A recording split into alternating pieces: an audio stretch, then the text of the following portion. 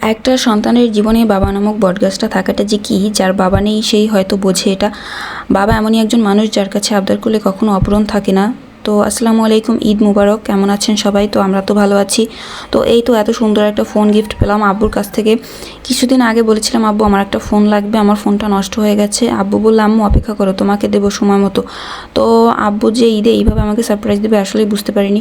তো বাবা মায়েরা হয়তো বা এরকমই হয় যে তাদের নিজেদের শখ ইচ্ছা বিসর্জন দিয়ে সন্তানের শখ ইচ্ছা পূরণ করে। তো এত সুন্দর একটা ফোন আমি গিফট পেতে আসলেই অনেক খুশি। আর তাই আমি ফোন আনবক্সিং করার ভিডিওটা আপনাদের সাথেই শেয়ার করলাম, যেহেতু আপনাদের সাথে অনেক কিছু শেয়ার করি।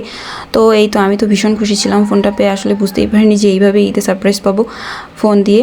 তো আর এখানে আমার পছন্দের ফল ছিল আঙুর। আঙুরটা খেতে আমি ভীষণ পছন্দ করি। তো বাড়িতে যাওয়ার পথে আব্বু ফোন আর এই ফলগুলো আমাকে দিয়ে গেছে আসলে। আর ফোনটা তো পেয়ে আমি ভীষণ খুশি, অনেক এক্সাইটেড ছিলাম, তো একটু ঢং করছিলাম নিয়ে। তো এই তো আমার ভিডিওটা আজকে এই পর্যন্ত। সবাই ভালো থাকবেন, আল্লাহ হাফেজ।